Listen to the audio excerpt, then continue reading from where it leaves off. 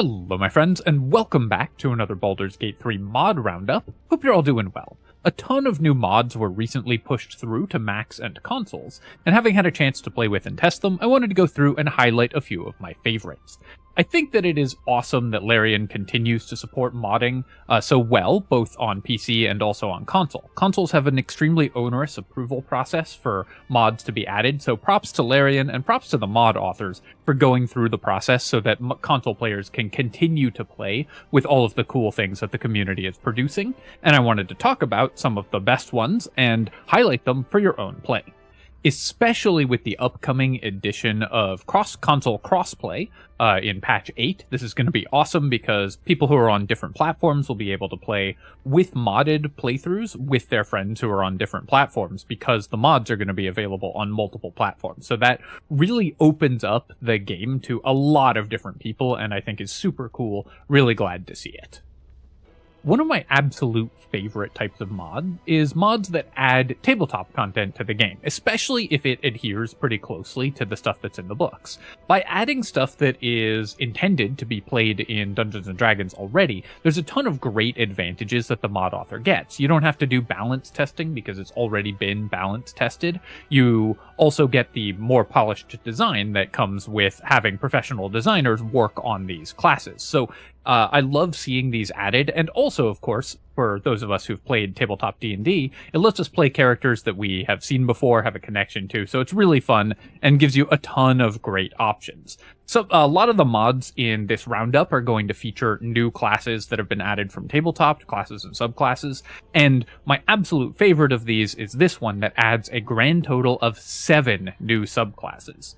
5 E-subclasses combined by Sumrad Agnoth, I'm certain I'm mispronouncing that name and I apologize, adds 7 new fighter subclasses to the game. It actually shows 8 here in this screenshot because Arcane Archer was included, but of course Larian's going to add that in patch 8, so rather than have a mod, they've included these other 7 subclasses: Banneret, Brute, Cavalier, Psy Warrior, Rune Knight, Samurai, and Sharpshooter, all as options in this mod. This will give you a ton of flexibility, of course, for building your fighters, and a lot of these subclasses are from unusual source material for Baldur's Gate, for Dungeons & Dragons, Unearthed Arcana, so playtest material as well is included here, and a lot of them add really cool flavor and really cool optionality to fighters overall.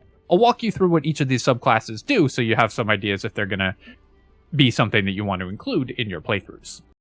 Banneret, also called Purple Dragon Knight, which is the original name of the subclass, is an inspiring leader type fighter. This is a really cool fighter that fills an archetype that's kind of missing from 5th edition Dungeons & Dragons, a character that leads from the front and inspires their allies to greater feats of glory. It gives you cool abilities like that center around buffing your allies when you use your fighter abilities, which of course are already very powerful by themselves, but get even more powerful when they help your allies out.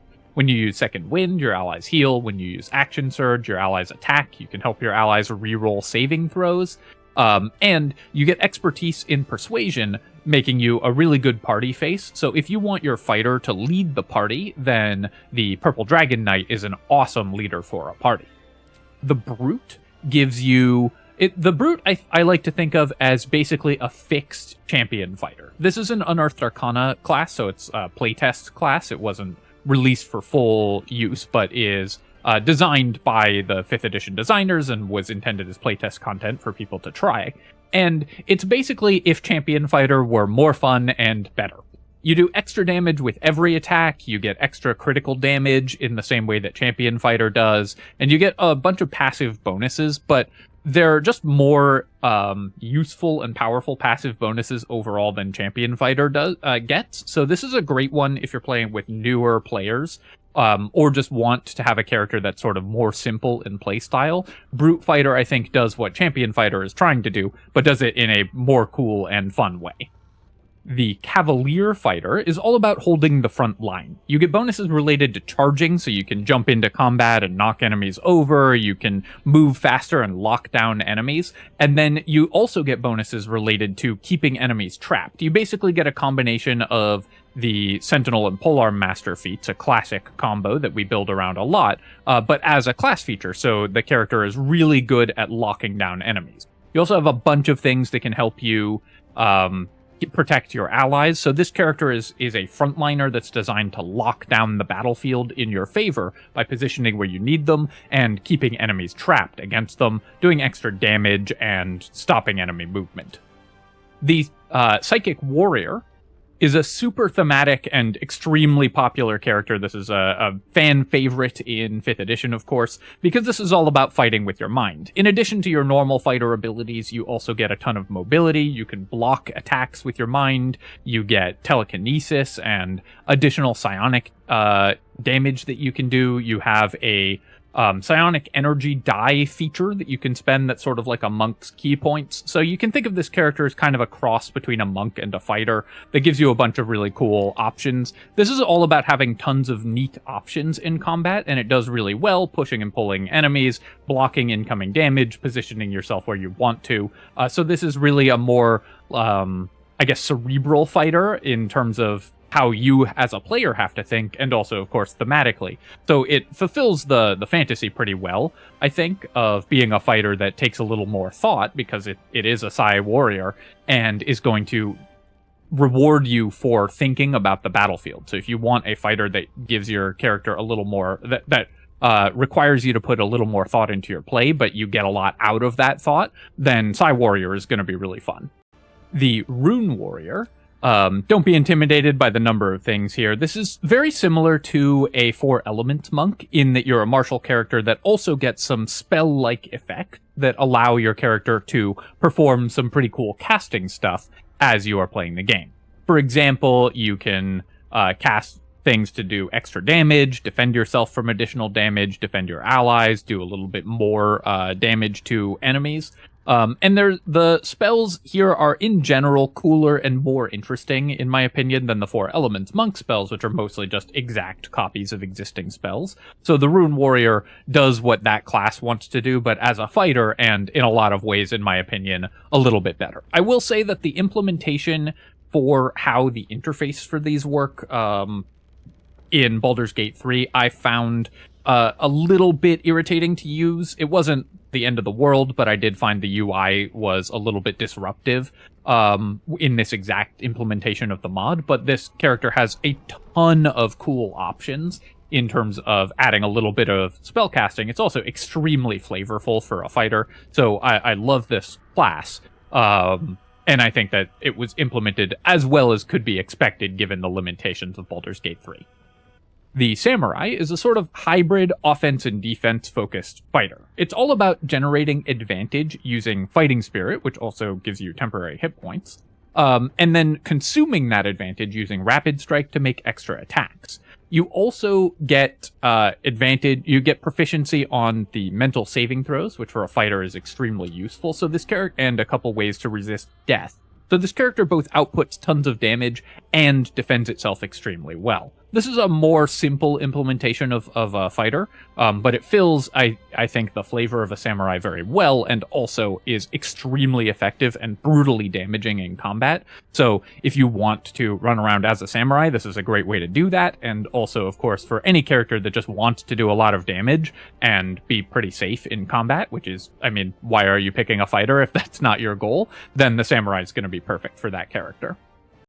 And finally, the Sharpshooter. The Sharpshooter is obviously an archery-focused fighter, as you can guess from the name, and it's also about generating advantage and then consuming that advantage for additional attacks, but at range. This character does tons of damage and is one of the absolute best multi-classes for an archery-based character, so the Sharpshooter fighter is going to be excellent in order to just make as many attacks as possible, which is often the goal of archers. So if you're looking to build an archer, this is a great character to add to that. Overall, I would say this mod is incredibly cool, giving you a ton of subclasses and making fighters into an extremely versatile and interesting class. All of these classes are reasonably well balanced because they were all built built for 5th edition Dungeons & Dragons, which is the system that BG3 is based on, and were playtested by Wizards of the Coast, so they are as balanced as D&D ever gets. So you won't need to worry about sort of overpowering your fighters, but they do give you a bunch of cool options that they didn't have before and let you experiment with lots and lots of unique builds. I really love this mod because it adds just a ton of cool things to the game all at once. Next up, a mod that's actually 13 mods in one. Fade's Equipment Distribution is a super cool mod that adds hundreds of pieces of equipment throughout the game. You can pick and choose which equipment that you want because the author has basically separated these into different mod packs. So you install the equipment distribution, and then you install the mod pack for the equipment that you want. These are themed after each of the classes, so if you want, for example, Druid equipment specifically, then you install this, and you install the Druid mod, and then you will find Druid-themed equipment throughout the game. Other classes can use this equipment, but it's all sort of separated out by theme. There's also a mod pack for Absolute-themed equipment, so equipment that works if you have the Absolute brand, which I think is a mechanic that was kind of underused in Baldur's Gate 3, so I think it's pretty cool. The really neat thing about this is rather than just handing you a bunch of equipment at the start of the game, like a lot of equipment mods do, or implementing, a shopkeeper that has all of it or whatever, the equipment distribution separates it out and creates it as random or semi-random loot throughout the game, making it extremely exciting to loot a bunch of the, treasure chests and digging for treasures and stuff that previously held generic random loot, now holds more interesting and more powerful items that you can grab throughout the entire game. Not every one of the sub mods is finished yet. I think only 9 of the 13 sub mods for Fade's Equipment Distribution are finished, so there's a couple classes that are missing equipment. But there are already over 250 items, so you will have tons and tons of equipment to explore, whether you want to do it all at once or separate it out, depending on, what playthrough you are attempting to do and whether you have the class that has the themed pack is up to you, of course. In my opinion, the most fun way was just to dump it all in at once and just sort of see what showed up and get a bunch of really cool items showing up all over the place, because I'm kind of a maximalist like that, but obviously your playthrough may be different in sort of how you want to approach it. I think that this way of implementing equipment where it's actually distributed throughout the game, integrated into the game in a meaningful way, is really, really cool, and I really love how much more exciting it makes opening the generic boxes, especially the ones where when you've played through the game many times over, you just skip because you know they aren't useful, or you loot just because they might have a scroll that you can sell for money or whatever, and so you kind of spend some time doing busy work in order to just get as much money as you need to play your honor mode run. This suddenly makes those boxes fun again, which is really cool and adds a layer of discovery to the game that may be missing if you've played through the game a bunch. Also, I have found that some of the gear is well balanced, some of the gear not so balanced, so you may want to use your discretion unless you're using difficulty mods as to which of it you actually use. It's not all intended to be balanced, of course, because it's intended to be cool more than perfectly balanced. So depending on how important that is to you, you may want to pick and choose which you actually equip. But the Fade's equipment distribution gives you so many cool options, hundreds of new items that you can pick and choose from, that you will have way more things to do in a given playthrough, and I just think that's awesome. Next up, a very small mod that's a pure power buff. Rogue Extra Attack gives rogues extra attack at level 8. I like this implementation because monoclass rogue is probably the weakest monoclass character in the game. It just doesn't keep up in damage in the late game with other damage-focused characters. And so extra attack at level 8 lets monoclass rogue stay relevant and powerful throughout the entire game. Not that they're not powerful throughout the entire game, but other classes will typically eclipse them in damage. This lets them stay an excellent damage dealer if you want to play a monoclass rogue, while not breaking rogue any further than it already is for multi-classes. Because the extra attack comes later when rogues start to suffer as monoclass characters, it will really perk up the latter half of your run rather than just breaking rogue in half. So for a cheat mod, I think this is actually quite carefully thought through as to when it shows up, and I think that's pretty cool. Extra attack is kind of the obvious fix for rogues as a damaging class, because they're a purely martial class that just doesn't get the martial class feature, so adding it in makes a lot of sense, and adding it in at level 8 I think strikes a nice balance between keeping the game relatively balanced when you're playing a rogue, but also letting them compete with the other damaging characters in the later game. Next up, another implementation of a tabletop subclass, the Circle of Wildfire Druid. The Wildfire Druid, as the name implies, is a fire-focused druid. If you have wondered why druids are sort of attuned to the natural world, but that natural world mostly doesn't include fire, this will solve that problem. You get a bunch of extra fire-themed spells, so you can light things on fire, as well as the ability to summon a sort of burning animal companion, a fire spirit that's kind of like a ranger animal companion, but also on fire. If you want a druid that focuses more on direct damage and spell casting, this is the druid that does that, and of course it is themed around fire. You can also combine it with a fire-focused sorcerer in order to, like a draconic sorcerer or a burning one of the fire Dragonborn to make a really thematic character. Overall, this druid, in my opinion, mostly just does what it says on the tin. You want a druid that focuses on a lot of fire, summoning fire, teleporting between fire, which is a really cool effect that it can do as well. Then the Wildfire Druid does exactly that. The way that it's been implemented in-game is pretty cool as well. I like all the graphics and stuff for it, and it maintains adheres relatively closely to 5th edition, so the Circle of Wildfire Druid, I think, is just a really fun druid that fills a niche that was missing from 5th edition. Or from Baldur's Gate, excuse me. This next mod has spoilers for a Dark Urge run, so if you want to play a Dark Urge blind with no spoilers, then you may want to skip to the next mod, because this one does include spoilers, so I'll give you a couple seconds to do that in 3, 2, 1. This mod makes it easier when you're playing a Dark Urge to save Alfira.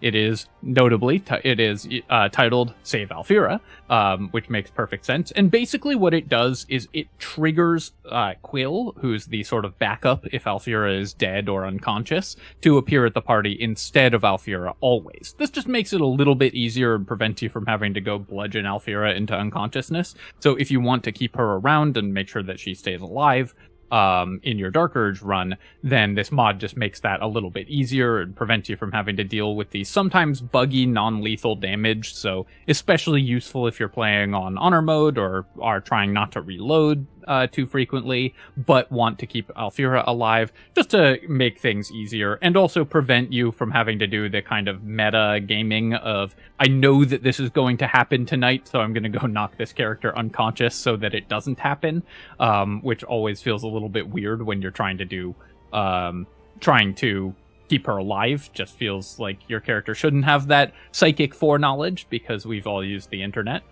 So this just makes it a little bit simpler and easier to do something that a lot of players want to do in their runs.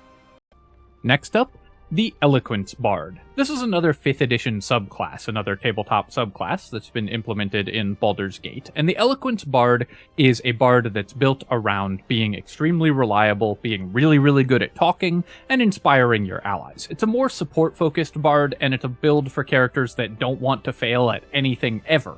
The 5th edition, the Eloquence Bard, is so good at just passing checks and helping your allies pass checks that you will be extremely reliable as a party. A couple things that it does: it gets reliable talent, basically the rogue feature, but for deception and persuasion checks, so you will always pass your deception or persuasion checks with a guaranteed 10 on the die on persuasion checks, plus persuasion expertise and all the normal persuasion bonuses. This character will literally never fail at persuasion checks throughout the entire game, making your character the absolute best party face in the game. You also get the ability to reduce enemy saving throws, similar to Cutting Words, though you pre-cast it and then cast the save rather than casting it as a reaction. At later levels, you will get the ability to have your inspiration dice not go away if you fail the check, so you become even more reliable. Unfailing Inspiration's a cool ability where if your ally misses with their attack or fails the saving throw, they get to keep the inspiration die, so they can keep using it later on.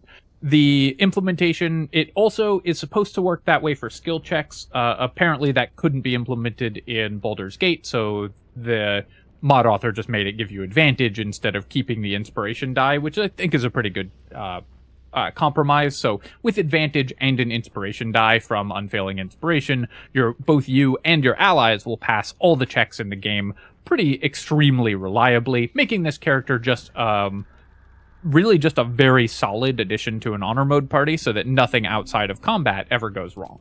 It's also implemented all the way up to the maximum level in the game, so up to level 20. So you have the level 14 ability that lets you inspire multiple allies at once. So if you're playing with the 20 levels mod, then this subclass gives you all the class features all the way up to level 20. Next up, Cosmic Sorcery. This is another subclass mod, but not one from 5th edition, but I really like this one because it is implemented with a bunch of custom spells which come with their own graphics and animations, which in my opinion are all implemented extremely well and look extremely cool. Some of the visuals for the Cosmic Sorcerer are really awesome, like this one for example, and just it feels so good to be playing this sort of astral or space-themed sorcerer and have the visuals match up for that. And the character itself is very, very cool.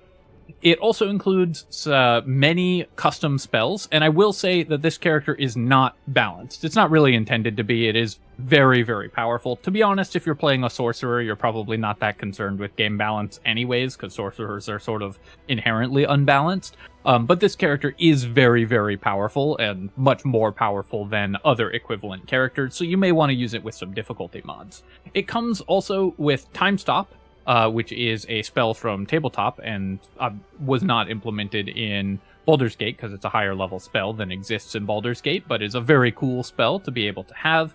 And it also comes with spells that go all the way up to level 20 to up to level 9 spells. So with the 20 levels mod, the Cosmic Sorcerer gets to play all the way up and get new stuff at every level as well. This character is just cool. I mean, like I said, it's not balanced, and you don't want to play this either without a difficulty mod or if you're expecting a balanced playthrough, because it is extremely powerful. But if you're just looking for a character that can just go nuts and have a really fun time through the game, and just live the dream of playing this cosmically powerful character, you know, if you want cosmic power without the itty-bitty living space, then this character does that extremely, extremely well, and in my opinion, a very cool way, because the visuals and the theming for the character are just so well done. Next up, one of the funniest mods out there, Allergic Gale. This is a pure debuff to your party and is for role-playing purposes only. This gives Gale a pollen allergy. It adds the pollinated tag to a bunch of herbs and flowers that are present throughout the game, and if you're near them in the world, or have them in your character's inventories when you're near Gale, he's going to be sneezing and coughing and have the allergic reaction debuff, which gives him disadvantage on charisma and constitution checks. Notice that this is checks only, so it doesn't give you disadvantage on concentration saves, just on checks. There aren't actually constitution checks in the game. So the disadvantage on charisma saves matters only if you're using him as your party face. So either for a Gale Origin run, where you have to roleplay around this ridiculous restriction and Gale's horrible allergies, or if you just like tormenting Gale as a party member, then this mod is just really funny. And I just love the idea. I was just so tickled by it, as Gale's nose is tickled by the pollen. Next up, this one's been around for a little bit longer and I haven't highlighted it yet, but I wanted to talk about it because it's another really good implementation of a 5th edition subclass, the Horizon Walker Ranger. The Horizon Walker is a teleportation-themed ranger that gets abilities that all revolve around moving between planes. So you get the ability to blink to enemies and attack them, to teleport around the battlefield to deal extra damage, and some extra spells, things like Misty Step, etc., as well as extra damage based on teleporting to enemies and attacking them. You also get the Planar Mark ability, which lets you mark an enemy for extra damage, so you can sort of assassinate single enemies a little bit better. And overall, this character is just very cool. I like the way that they've implemented it. A character that blinks around through the planes, teleporting behind enemies, is one of my favorite archetypes, and Baldur's Gate's implementation of the Shadow Monk I have always found pretty good, except for the sort of janky way that the game handles darkness. The Horizon Walker is very similar to the Shadow Monk and plays out sort of like that, where you blink to your enemies and attack them. You can use tricky teleportation shenanigans to kite enemies away so that they can't catch you. It just lends to a clever and fun playstyle where you teleport around the battlefield and obliterate your enemies.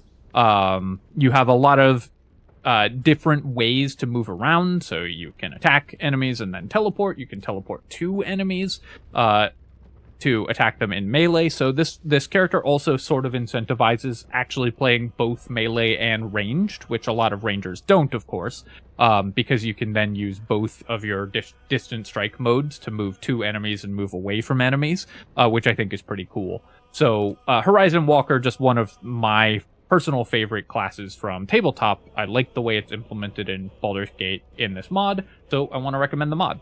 And finally, a cute and cosmetic mod, TinyPets. This adds tiny versions of a bunch of the monsters in the game, like beholders, mind flayers, displacer beasts, to act as pets and follow you around. They don't fight, they don't work as familiars or anything, they will just follow you around, so you'll just have like a little beholder floating after you.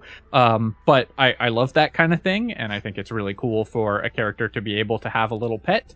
As you can see, they are extremely adorable. The tiny mind flayer is very silly, but like the tiny beholder and the tiny Grimishka are really, really cool. So I really love those. The pets that are implemented here. Baldur's Gate has pets, of course, in the form of Scratch and the Owlbear, but more pets is always good. Obviously, everyone who plays Baldur's Gate loves Scratch, so this lets you have more Scratches hanging out. These are not combat things. They will just enhance your playthrough through flavor and ambience, and I think they do a great job of that, because having a tiny little beholder following around your character just adds to the role-playing options in the game, I think. If your sorcerer has a little beholder pet, that's just cool. Alright, my friends, that is 10 more mods for the January mod highlights. I hope that you really enjoyed this look at these mods, and I hope they give you ideas for your own playthroughs, especially as we wait for patch 8 to come out. I think it's really cool that we have so many available new subclasses that can be added to really enhance your playthroughs. It's a really nice supplement to the extra subclasses that we're going to be getting in patch 8 from Larian themselves.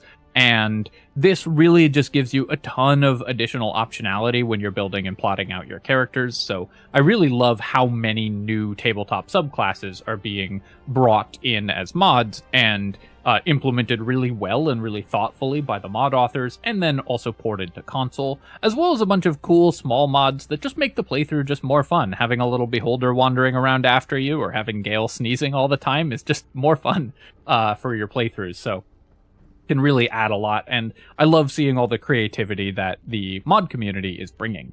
As always, if you think that there is a mod that I should highlight in my next mod roundup, let me know in the comments, because I'm always interested in seeing cool mods. If you yourself are a mod author and working on a mod that you think I should check out, do not hesitate to let me know. Self-promotion in that way is always great. You should be proud of your work, so post it in the comments, and then people should look for it and download it. As always, of course, if you have enjoyed the video, feel free to leave a comment and like the video. That helps me out a ton with the algorithm. If you have had good or bad experiences with any of these mods, let everyone know. And of course, you can subscribe to my channel for more Baldur's Gate 3 videos and other strategy game content. Cheers, my friends, and I will catch you next time.